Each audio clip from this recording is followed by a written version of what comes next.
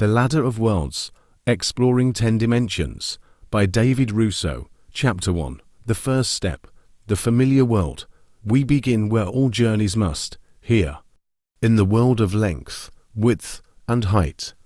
The world we know, the world we rarely question. This is the first step on the ladder of worlds, a realm so familiar it's invisible.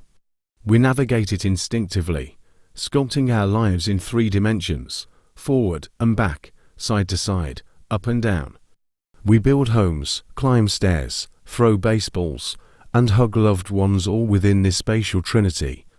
But what if this normal is just the first rung? Imagine waking up in a world with only 2 dimensions. You're a flat being on a flat plane. You can move forward and back, side to side, but up, down. These don't exist. You're a living pancake, unaware of the 3rd dimension, hovering just above your head. A sphere passing through your world would appear as a growing circle, then shrinking again. You'd never see its full shape. You'd never know it was round. This is the power and the prison of dimensional perception. We live in 3D, but we're just as blind to what lies beyond as the pancake is to height. Our senses are tuned to this realm. Our physics, our architecture, our art, all built on the assumption that 3 dimensions are all there is, but they're not. The first step is not just a place, it's a mindset. It's the foundation of perception, and it's the launch pad for everything that follows. Let's pause here. Look around, your coffee mug, your phone, your hand. These are 3-dimensional objects. You perceive them because your brain has evolved to interpret depth, shape, and volume. But this interpretation is not the whole story. It's a filter, a simplification. Now, imagine losing 1 dimension. What if you could only perceive 2? Your world would flatten, depth would vanish. You'd see outlines, not forms, shadows, not structures. Your home would become a blueprint, your loved ones, silhouettes, and yet, life would go on. You'd adapt. You'd build meaning within the limits of your perception. This is the paradox of dimensionality. Every step up reveals how much we were missing, but every step down shows how much we can still feel, still love, still imagine even in limitation. The familiar world is not small. It's sacred. It's the canvas on which we paint our first dreams. But it's also a hallway, a threshold, a rung on the ladder. And now we climb. Chapter 2. Time's tapestry. The 4th dimension. Step off the solid floor of space, and you fall into time. We think of time as a river flowing forward, carrying us from birth to death, sunrise to sunset. But what if time isn't flowing at all? What if it's a dimension, just like length, width, and height? What if we're not riding the river, we're embedded in it? Welcome to the 4th dimension. In the familiar world, we move freely in 3 directions. But time holds us hostage. We can't step sideways into yesterday, or climb upward into tomorrow. We're locked into a single timeline, moving 1 second per second, like a train on a track we didn't choose. But physics tells a different story. Einstein's theory of relativity showed the illusion of absolute time. It showed that time bends, stretches, and warps depending on speed and gravity. Time is not a constant, it's part of a fabric called spacetime. And that fabric can ripple. Imagine standing still while someone else races past you at near light speed. To them, time slows down. Their seconds stretch. Their clock ticks differently. You both exist in the same universe, but your experiences of time diverge. This is the 4th dimension in motion. Now, let's walk through it. Picture a loaf of bread. Each slice is a moment in time. You live on 1 slice today, but the whole loaf exists. Yesterday's slice is still there. Tomorrow's slice is waiting. If you could move through the loaf, you'd see your life laid out like a film reel. Not just the present, but the past and future, all coexisting. This is not just science, it's story. In this chapter, we walk through time as if it were space. We imagine stepping into our childhood bedroom, not as a memory, but as a place. We visit future versions of ourselves, not as dreams, but as destinations. We explore causality, loops, and paradoxes. What happens if you meet your past self? What if you change something? Time becomes a tapestry woven with threads of choice, chance, and consequence. But here's the twist. We don't just observe time. We shape it. Every decision we make sends ripples through the fabric. Every moment we live becomes a stitch in the cosmic quilt. The fourth dimension is not just a hallway, it's a mirror. It reflects who we are, who we were, and who we might become. And now we climb again. Chapter 3. The Shadow World. The fifth dimension. You stand at a crossroads. One path leads left, the other right. You choose left and the world unfolds accordingly. But what happened to the right? In the fifth dimension, it still exists. This is the realm of alternate realities, a place where every choice, every possibility, every what-if becomes a world of its own. The fifth dimension isn't just a shadow, it's a branching tree of timelines, each one flowering from a different decision. Imagine your life as a storybook. Each page is a moment. But instead of one linear tale, the book splits at every choice. One version of you moved to Paris, another stayed home. One fell in love, another never met them. These aren't fantasies, they're echoes. Realities that exist in parallel, just out of reach. Physics calls this the multiverse. Philosophy calls it possibility. You call it memory, regret, hope. In this chapter, we walk through the shadow world. We meet versions of ourselves who made different choices. We see how a single moment, a missed train, a spoken word, a glance can ripple outward into entire universes. But this isn't just about personal choices. The fifth dimension holds every alternate version of reality, worlds where gravity is stronger, where dinosaurs never died, where history rewrote itself. It's a cosmic branching system, and we're just one twig. Let's pause here. Picture a hallway with infinite doors. Each door leads to a world shaped by a different decision. Some are familiar, some are alien, some are terrifying, some are beautiful. You walk through one and you're someone else. This is the shadow world, not because it's dark, but because it mirrors us. It reflects our potential, our fears, our unlived lives. And here's the twist. You've felt this before. Déjà vu. Dreams that feel real. Gut instincts that defy logic. These may be echoes from nearby branches, whispers from alternate selves. The fifth dimension isn't just theoretical. It leaks, it hums, it haunts. In this chapter, we use narrative vignettes to explore these branches. A woman who never said yes. A man who turned left instead of right. A child who asked a different question. Each story is a portal, each portal a world. The fifth dimension invites us to reflect not just on what is, but on what could have been. It's not about regret, it's about reverence. Every choice matters, every moment is sacred, every shadow is a story. And now, we climb again. Chapter 4. The Mirror of Possibilities. The sixth dimension. If the fifth dimension is a branching tree of choices, the sixth dimension is the forest. It is not just about alternate paths within one universe, it is the space of all possible timelines, the grand archive of probability itself. Imagine standing before a mirror that doesn't reflect your face, but your life. Not just the life you've lived, but every life you could have lived. Every decision, every chance, every roll of the dice. The sixth dimension, that mirror, shimmering with infinite possibilities. In the fifth dimension, you can walk into a world where you chose differently. But in the sixth, you step into worlds where the dice themselves roll differently. It is not just what if I had turned left instead of right. It is what if the laws of chance themselves had unfolded in another way. A universe where the coin landed heads instead of tails. A universe where the storm missed the village. A universe where the improbable became real. Mathematics calls this a probability space. Every outcome is a point in that space, every path a trajectory. To us, probability feels abstract numbers, percentages, odds. But in the sixth dimension, probability is geography. It is terrain. It is a landscape of possible worlds, each one waiting to be explored. Let's walk through it. Picture a vast library. Each shelf holds books of universes. Some books are familiar your life as you know it. Others are strange your life if you had been born on another continent, or if you had never been born at all.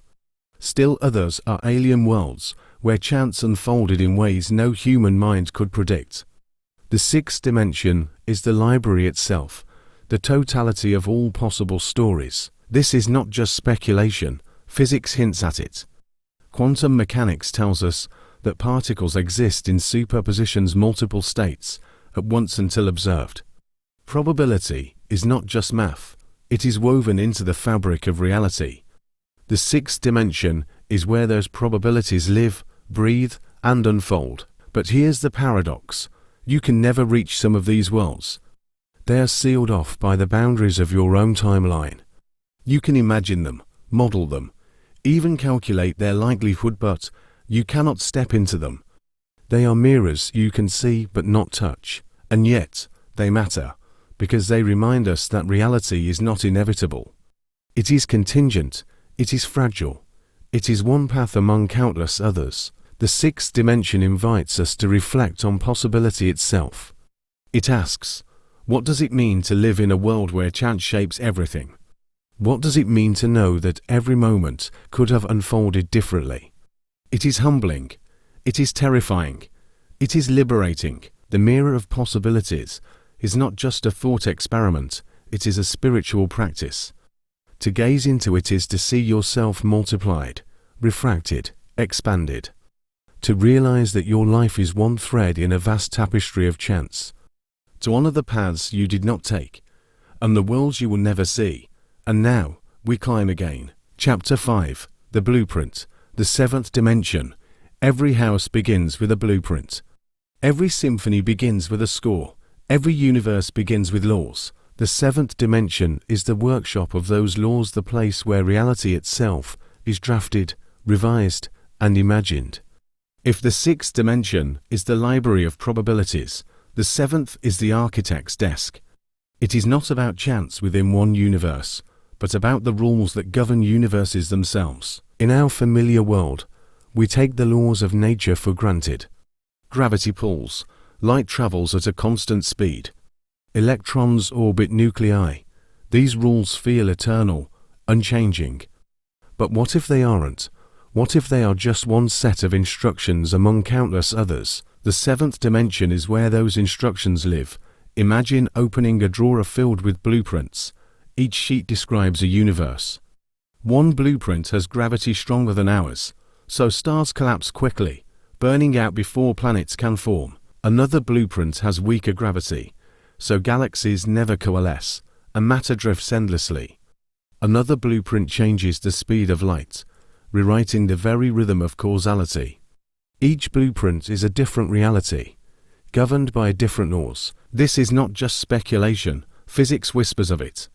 String theory suggests that constants like the strength of forces or the mass of particles might vary across different universes.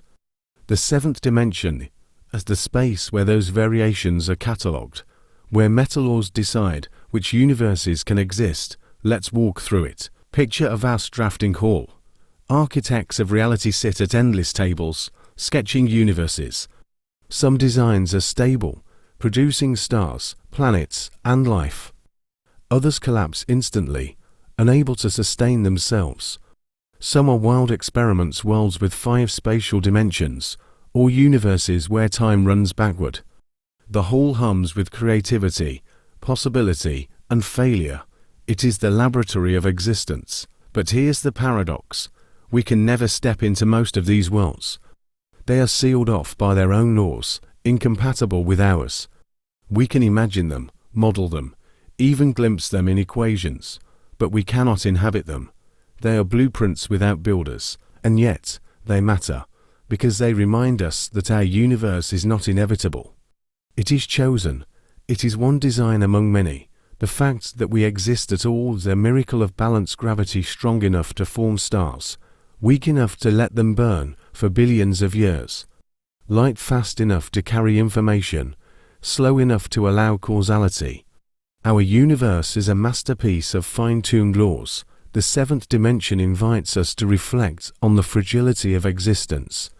It asks, what does it mean to live in a world whose laws could have been different? What does it mean to know that reality itself is contingent? It is humbling. It is awe-inspiring. It is terrifying. The blueprint is not just a scientific idea. It is a spiritual metaphor. To gaze into it is to see the scaffolding of reality, the hidden architecture of being. To realize that our lives are not just shaped by chance, but by the deep laws that make chance possible. To honor the design, even if we never meet the designer.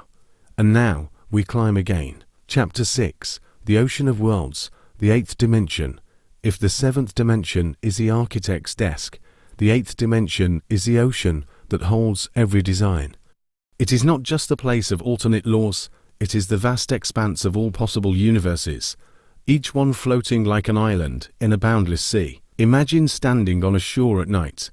Before you stretches a dark ocean, dotted with glowing spheres. Each sphere is a universe, shimmering with its own laws, its own constants, its own physics. Some glow brightly, teeming with stars and life. Others flicker faintly, unstable, collapsing almost as soon as they form. The ocean is endless, and the spheres are infinite. This is the eighth dimension, the space of all possible laws and architectures of reality. In the sixth dimension, we explored probabilities within one universe. In the seventh, we examined blueprints of universes with different rules. But here, in the eighth, we step into the totality, the grand collection of every possible design. It is not just a library or a drafting hall. It is a cosmos of cosmoses, a sea of seas. Mathematics hints at this ocean.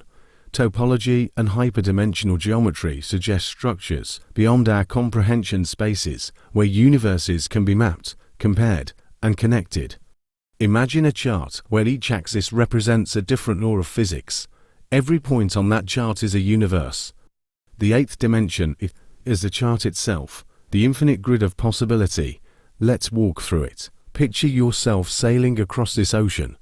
Each wave carries you to a new universe. One world has no gravity, so matter drifts endlessly. Another has gravity so strong that stars collapse instantly, leaving only black holes. Another has no time, only static existence. Another has time running backward, so cause follows effect in reverse. Each universe is alien, yet each is possible. The ocean of worlds is not just scientific, it is spiritual. It invites us to imagine realities so strange they defy language.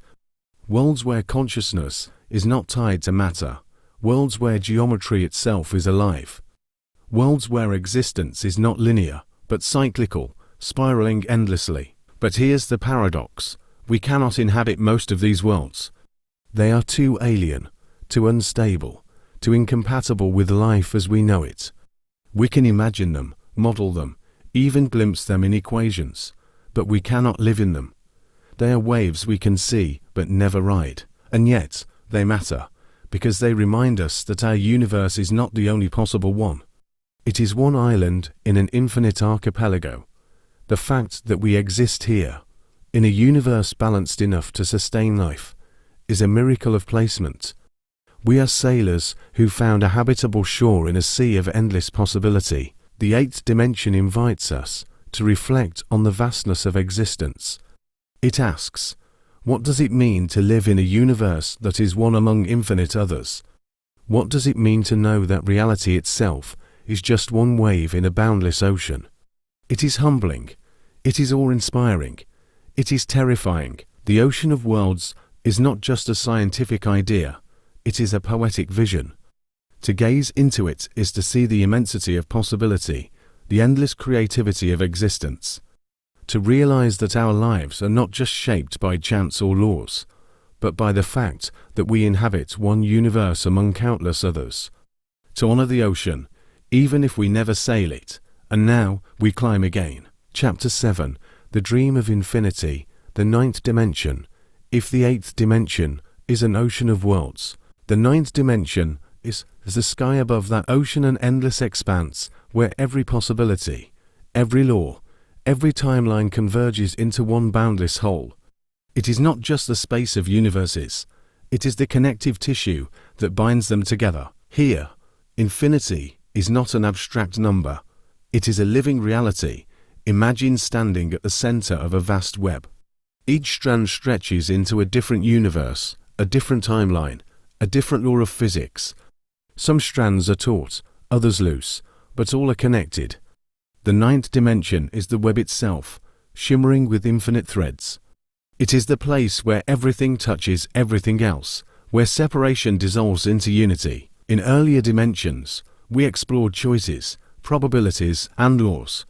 Each step revealed more complexity, more diversity. But here, in the ninth dimension, diversity folds back into connection. Every path, every possibility, every universe is part of a single infinite dream. Philosophy whispers of this realm. Mystics call it transcendence. Physics hints at it in theories of ultimate connectivity where space-time, matter, and energy are woven into one fabric. Consciousness itself may be a reflection of this dimension, a spark of infinity glimpsed through finite minds. Let's walk through it. Picture a mind expanding outward. At first, it sees its own life, then it sees alternate lives.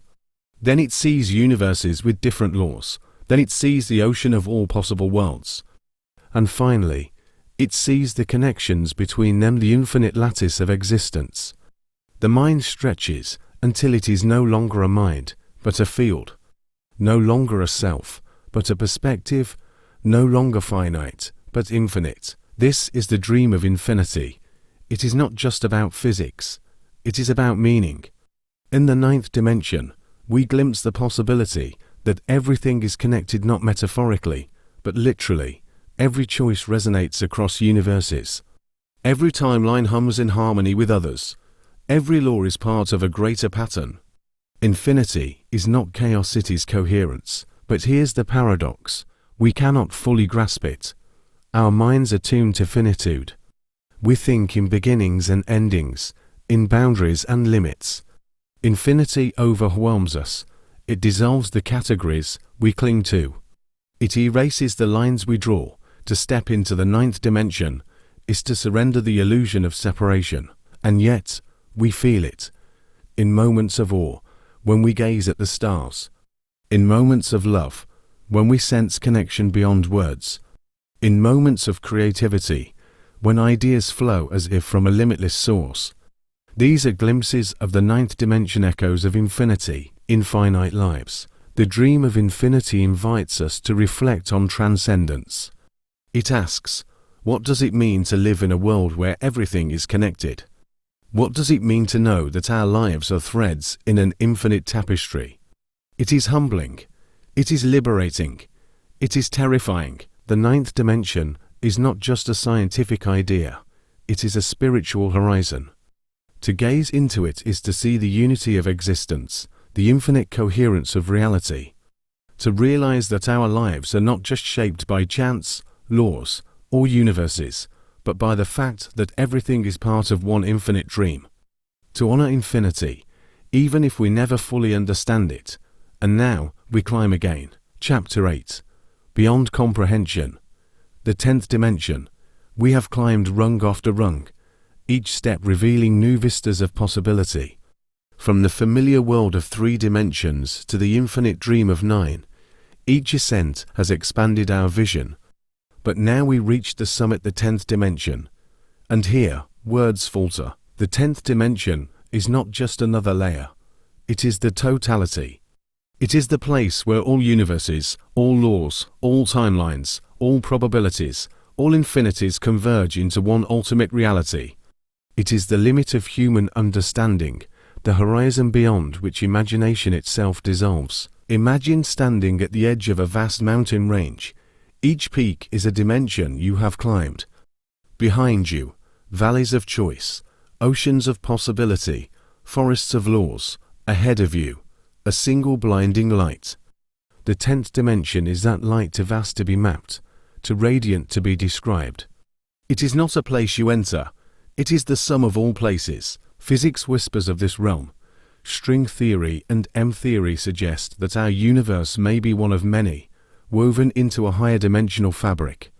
The 10th dimension is a canvas on which those strings are painted, the stage on which all universes perform. It is not just space-time, it is all space-time. Not just matter, it is all matter.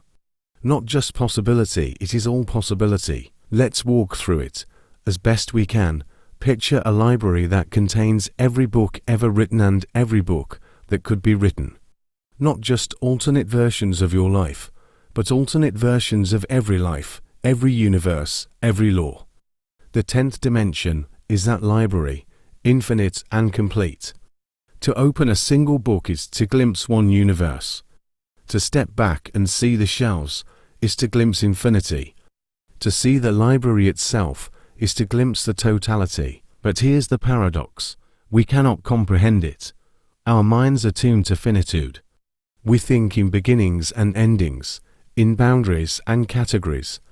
The 10th dimension erases those boundaries. It dissolves categories. It overwhelms comprehension. To step into it is to surrender the illusion of separation, the comfort of definition, and yet we feel its presence.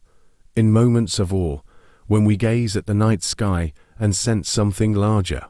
In moments of silence, when we feel connected to everything. In moments of creativity, when ideas flow as if from a source beyond ourselves. These are glimpses of the 10th dimension, echoes of the totality in finite lives. The 10th dimension invites us to reflect on the nature of existence itself. It asks, what does it mean to live in a reality that is part of an ultimate whole? What does it mean to know that our universe is not just one among many, but part of a totality beyond comprehension? It is humbling. It is terrifying. It is liberating. Beyond comprehension is not just a scientific idea, it is a spiritual horizon. To gaze into it is to see the unity of all existence, the ultimate coherence of reality. To realize that our lives are not just shaped by chance, laws, or universes, but by the fact that everything is part of one all-encompassing whole. To honor the totality, even if we never fully understand it, and now we climb again though there is nowhere left to climb. The ladder dissolves into light, the journey becomes the destination, the summit becomes the horizon, and we stand, at last, in the 10th dimension. Chapter 9. Climbing the Ladder.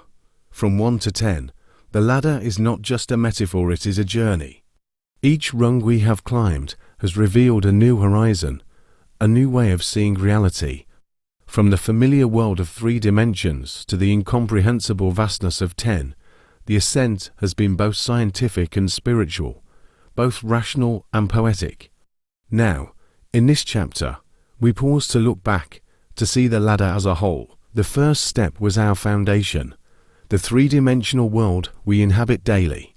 It taught us that perception is limited, that what feels complete is only the beginning. The 4th dimension added time, weaving our lives into spacetime's tapestry. The 5th opened the shadow world of alternate realities, showing us that every choice branches into countless universes. The 6th expanded those branches into probability itself, a mirror of all possible timelines. The 7th revealed the blueprint, the laws that govern universes, the scaffolding of existence. The 8th immersed us in the ocean of worlds, the totality of all possible laws and architectures. The 9th lifted us into infinity, where everything connects. And the 10th dissolved boundaries altogether, revealing the totality beyond comprehension. Each rung is not isolated. It is part of a coherent ladder. The dimensions are not separate rooms, but interconnected hallways. To climb is to synthesize, to see how each step builds upon the last. The ladder is not just vertical, it is relational. Each rung reflects the others, each dimension echoes through the rest. Let's walk through this synthesis. Imagine holding a prism. Light enters, and it splits into colors. Each color is distinct, yet all a part of the same beam. The ladder of dimensions is like that prism. Each dimension is a color, a facet of reality. Together, they form the whole spectrum of existence. To climb is to see the beam itself, not just the fragments. This synthesis is not abstract, it is experiential. Thought experiments allow us to feel higher dimensions. When we imagine life into dimensions, we glimpse the limits of perception. When we picture time as a loaf of bread, we sense the fourth dimension. When we walk through a hallway of infinite doors, we touch the fifth. When we sail across an ocean of worlds, we taste the eighth. These exercises are not games, they are practices. They train the mind to stretch, to expand, to climb. But here's the paradox. Climbing the ladder is not about leaving the lower rungs behind. It is about seeing them differently. The first step, the familiar world, is not discarded. It is reframed. It becomes sacred, because it is part of the ladder. To live in 3 dimensions is not a limitation, it is a gift. It is the foundation upon which higher dimensions rest. Climbing the ladder teaches us humility. It shows us that our perception is partial, our knowledge incomplete. It reminds us that reality is larger than we can imagine, but it also teaches us hope. It shows us that we are part of something vast, interconnected, infinite. It invites us to climb not just with intellect, but with imagination, curiosity, and wonder. The ladder of worlds is not just a scientific model. It is a spiritual metaphor. It is a way of seeing life itself as a climb, a journey, an ascent. Each rung is a lesson. Each dimension is a revelation. Together, they form a staircase of meaning, and now, as we stand on the 9th rung, gazing toward the 10th, we realize the ladder is not just out there. It is within us. Every thought, every choice, every act of imagination is a step upward. Every moment of awe is a rung. Every glimpse of infinity is a climb. The ladder is not finished. It is infinite, and we are still climbing. Chapter 10, The Infinite Staircase. Reflections beyond the ladder. We have climbed the ladder rung by rung, each step revealing a new dimension, each ascent expanding our vision of reality. Now, at the summit, we pause not to conquer another rung, but to reflect. The journey itself has become the destination. The ladder dissolves into something greater, the infinite staircase. The infinite staircase is not a literal structure. It is a metaphor for imagination, curiosity, and the human spirit. It is the recognition that exploration never ends, that every answer opens new questions, that every horizon reveals another beyond it. The 10 dimensions we have explored are not boundaries, they are invitations. They remind us that reality is larger than we can comprehend, and that our task is not to finish the climb, but to keep climbing. Imagine standing at the top of the ladder, gazing outward. You see the familiar world below, the foundation of perception. You see time stretching like a tapestry, alternate realities branching like trees, probabilities shimmering like mirrors, laws drafted like blueprints, oceans of worlds rolling endlessly, infinity weaving connections, and the totality dissolving boundaries. And then you see something more, a staircase that continues beyond sight, spiraling upward into mystery. This is the infinite staircase. Philosophy calls it transcendence. Science calls it speculation. Art calls it imagination. But whatever name we give it, the infinite staircase is the recognition that human curiosity cannot be contained. We are climbers by nature. We are seekers. We are storytellers. The ladder of worlds is not just a model of reality, it is a mirror of ourselves. Karma. Let's walk through this reflection. Every rung we climb taught us something about perception, choice, and existence. The first step reminded us that our senses are limited. The 4th dimension showed us that time is not absolute. The 5th revealed the branching of choices. The 6th expanded those branches into probability. The 7th unveiled the scaffolding of laws. The 8th immersed us in the ocean of universes. The 9th lifted us into infinity. The 10th dissolved boundaries altogether. Each rung was a lesson.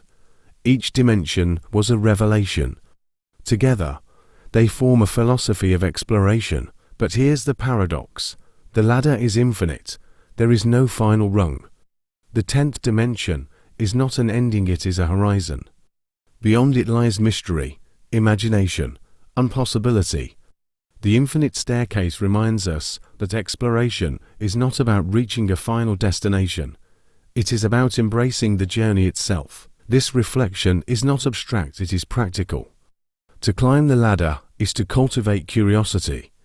To imagine higher dimensions is to expand the mind. To honor the infinite staircase is to live with wonder, humility, and creativity. Science, philosophy, and art are not separate, they are steps on the same staircase. Each discipline is a way of climbing, a way of reaching beyond what we know. The infinite staircase invites us to reflect on humanity itself. It asks, what does it mean to be explorers of reality? What does it mean to live in a world where every horizon opens another? It is humbling. It is liberating. It is inspiring. The journey of the ladder has shown us that reality is vast, interconnected, and mysterious.